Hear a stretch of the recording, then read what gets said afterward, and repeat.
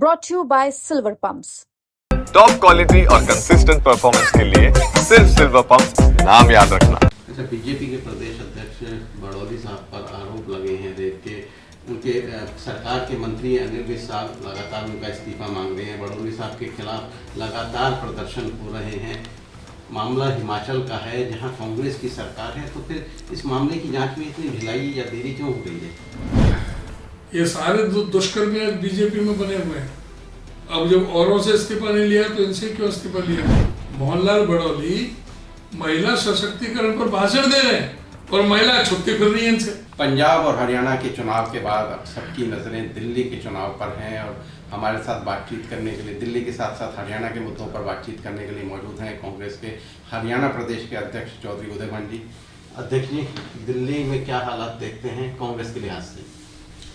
दिल्ली में बहुत जबरदस्त ढंग से कांग्रेस पार्टी ने चुनाव लड़ा है और आप देखोगे कि कांग्रेस पार्टी बहुत अच्छी सीटें जीतेगी। अच्छी में नंबर 70 सीटें हैं। नंबर क्या अच्छी मानते हैं कांग्रेस? नहीं, आप देखो कि कांग्रेस के बगैर कोई सरकार नहीं बनेगी। तो कांग्रेस इसे ही अपनी जीत मान रही है कि हम की पर्सन होंगे।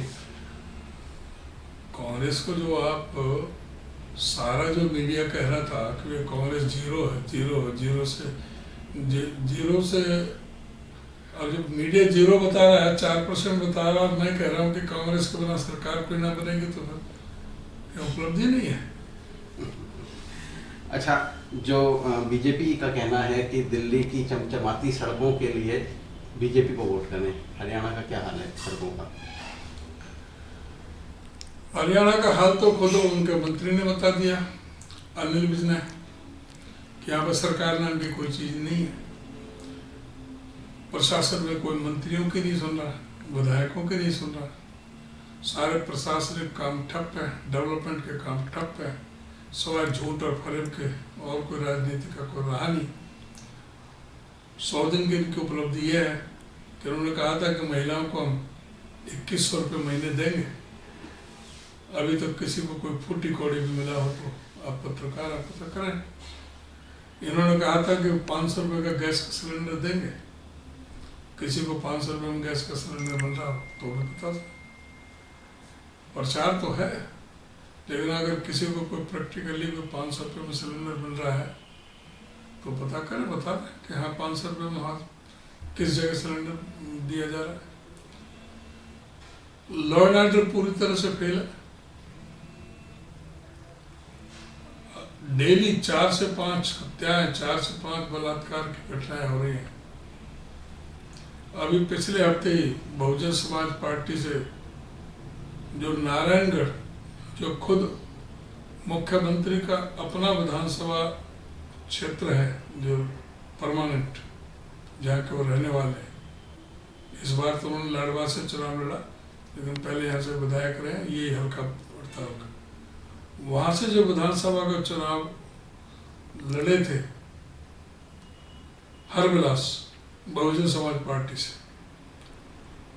27,000 से ज्यादा वोटें उन्होंने अर्जित की थी। उसका मर्डर कर दिया दिन दहाड़े, दुकान में घुस के। ये लॉ एंड ऑर्डर से पहले नैनो का प्रदेश अध्यक्ष का मर्डर हो चुका है। विधायकों से एक दूसरे फरोख्ती मांगी जा रही है।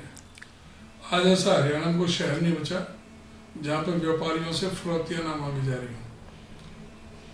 गुंडागर्दी चरम सीमा पर है, विदेशों में बैठ करके फरोख्ती मांगी जा रही है। यहाँ पर जो गुंडा तत्व है धमकी देते हैं, पैसे वसूलते हैं, वसूली रैकेट चल रहा है।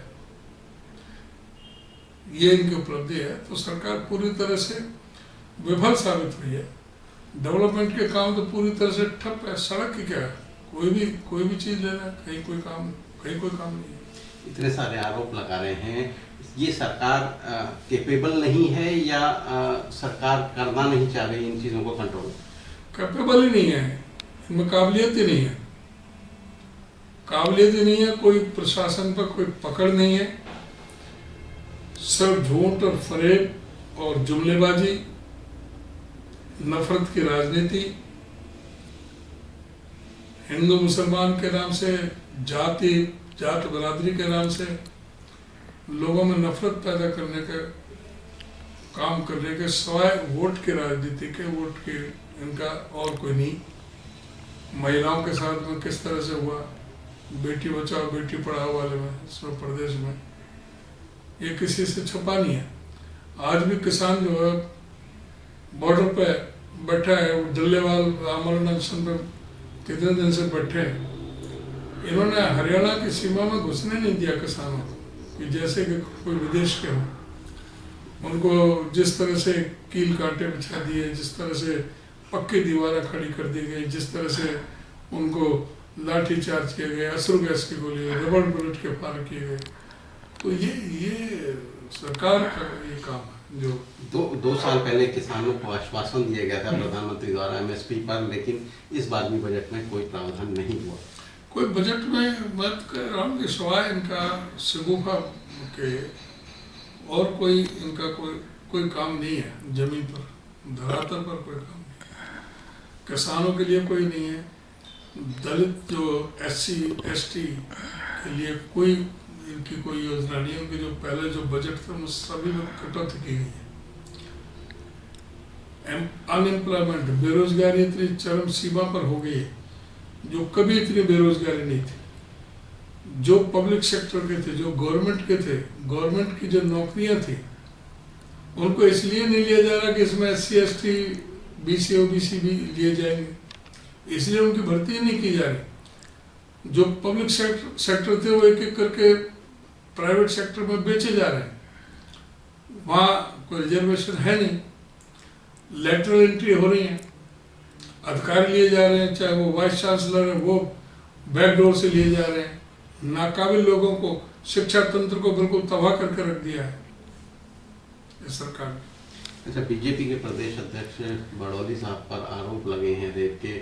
उनके सरकार के मंत्री अनिल विज साहब लगातार उनका इस्तीफा मांग रहे हैं। बड़ौली साहब के खिलाफ लगातार प्रदर्शन हो रहे हैं। मामला हिमाचल का है जहां कांग्रेस की सरकार है, तो फिर इस मामले की जांच में इतनी ढिलाई या देरी क्यों हो रही है? बेशर्मी की बात तो यही है। कह रहा हूँ, बेटी बचाओ बेटी पढ़ाओ वाले लोग हैं जो प्रदेश अध्यक्ष दुष्कर्म, नौकरी के एवज में दुष्कर्म की बात कर रहे हैं। और जिस तरह से उस महिला को पीड़ित किया गया, और अभी तक भी बेशर्मी से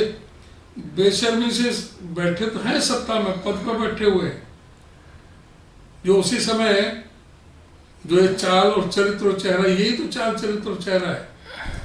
ये सारे दुष्कर्मी बीजेपी में बने हुए हैं। अब जब औरों से इस्तीफा नहीं लिया तो इनसे क्यों इस्तीफा लिया जाए?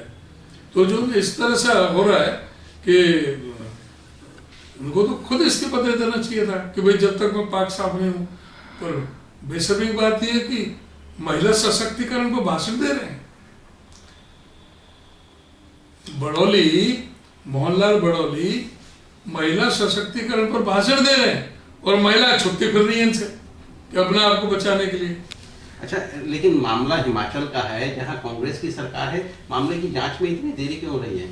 नहीं, वहाँ जांच में कोई देरी नहीं है। जो बयान, जो महिला के जो बयान है वो लेट आए, फिर क्योंकि ये पॉलिटिकल मसला था तो इसकी पूरी तरह से छानबीन करके, पूरी तरह से तथ्यों को देख करके तभी FIR दर्ज हुई है, और तभी उस पर अभी यहाँ पर भागे पड़ रहे हैं। हिमाचल में तो जा नहीं सकते, जाते गिरफ्तार हो जाएंगे। तो अभी कार्रवाई चल रही है और ये बहुत जल्दी कार्रवाई होगी उनके ऊपर। हिमाचल गवर्नमेंट उनको किसी भी सूरत में कोई इस तरह के तत्वों को बिल्कुल कोई बर्दाश्त नहीं होगा।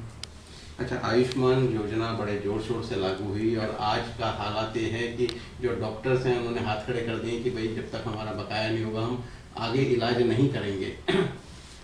सभी अस्पतालों ने आयुष्मान कार्ड के पेशेंट को लेना बंद कर दिया। ये रोज ढिंढोरा पीट रहे, क्या हमने इतना कर दिया?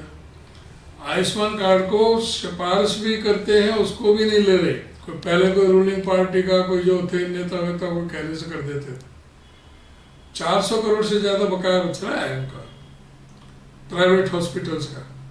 उन्हें हाथ खड़े कर दिए कि पहले हमारी पेमेंट करो, उसके बाद में हम इलाज करेंगे। तो अब कोई भी आयुष्मान कार्ड को लेकर के जाता है किसी भी अस्पताल में कोई उनके लिए एंट्री नहीं, और मारे मारे फिर रहे हैं। और ये मतलब किस तरह की ये व्यवस्था है? मतलब आयुष्मान कार्ड इन्होंने इशू कर दिए, बजट में प्रोविजन है नहीं, पेमेंट ये कर नहीं रहे, जो हॉस्पिटल वाले क्यों उनको दाखिल करेंगे जब ये पेमेंट नहीं कर रहे? रेवेन्यू अधिकारियों की, चाहे वो पटवारी हों या तहसीलदार हों या वहाँ के दलाल हों, लगातार लिस्ट निकल रही है, कार्रवाई कोई हो नहीं रही। जिस एसएचओ को 26 जनवरी पर सम्मानित किया जाता है, 2 दिन बाद वो रिश्वत लेते गिरफ्तार हो जाता है। यही तो है भ्रष्टाचार के सारे आयाम। मतलब प्रशासनिक मशीनरी इनके हाथ में ही नहीं है। सारे महकमों में यही भ्रष्टाचार का चरम सीमा पर है। खाली तहसीलदार और पटवारी नहीं। 200 करोड़ का घोटाला हुआ था नगर निगम में, क्या हुआ? अभी मेरे विधानसभा में हसनपुर जो छोटा सा ब्लॉक है, वहां 100 करोड़ का घोटाला हो गया। उसमें जो ना तो एक भी गांव में कोई काम हुआ, वहां से पैसा लिया डायरेक्टर पंचायत ऑफिस से, वहां से ग्रांट आई, गांव में दे रहे हैं कि इस गांव में हमने 10 करोड़, इसमें 15 करोड़, इस काम के लिए, इस काम के लिए, और वहाँ गांव ना तो गांव वालों को पता। और जब पंचायतों के इलेक्शन उन्होंने नहीं कराए थे 2 साल तक, 2.5 साल तक, उस दौरान के घोटाले होने। जब हसनपुर ब्लॉक में ही 100 करोड़ का घोटाला है, तो पूरे हरियाणा में कितने करोड़ का घोटाला होगा, इसकी तो जांच होनी चाहिए मौजूदा किसी भी सिटिंग हाई कोर्ट के जज के द्वारा या सीबीआई द्वारा। इसकी जांच होनी चाहिए कि भाई इतना बड़ा भ्रष्टाचार ये कैसे हो गया। इतने तो ग्रांट कभी आती भी नहीं थी, इतने ग्रांट का घोटाला कर दिया। यहाँ हसनपुर जैसे ब्लॉक में 55-56 करोड़ का तो शायद वो मिल भी गए हैं सबूत वगैरह, और बाकी का चल रहा है। 4 आदमी गिरफ्तार भी हुए उसमें। लेकिन मतलब ये आप ये देखो कि क्या एक आदमी का काम है, चेन है। और ऐसे ये जब ऊपर तक जो ग्रांट वहाँ से भेजते हैं, अब इसमें मैं तो कहता हूँ कि ये तो इंक्वायरी को पता लगेगा। हो सकता है कि इसमें राजनेता भी, कोई मंत्री भी शामिल हो सकता है, लेकिन मैं सबूत के बगैर नहीं कह सकता। लेकिन हाँ, इतना मुझे जरूर है कि डायरेक्टर पंचायत के ऑफिस तक तो पूरी चेन मिली हुई है, और वहाँ से पैसे आए हैं, फिर कहीं जो काम दिखाया होगा उसकी जो है कंप्लीशन सर्टिफिकेट गई होगी, कोई एमबी भरी होगी, किसी जेई ने, एमबी ने, एसडीओ ने कोई एमए भरी होगी, वहाँ से वो पेमेंट हुई है। गांव में पता नहीं, काम एक पाई का नहीं हुआ, काम गांव में हुआ नहीं, और उसका काम भी कंप्लीट दिखा दिया, पेमेंट भी दिखा दी, सारा इतना बड़ा घपला। अच्छा, शहरी निकाय चुनाव होने को है, संभवतः शायद आज शाम को डिक्लेयर भी हो जाएगा चुनाव, प्रदेश का जो चुनाव आयोग है। क्या मेयर चुनाव कांग्रेस सिंबल पर लड़ेगी?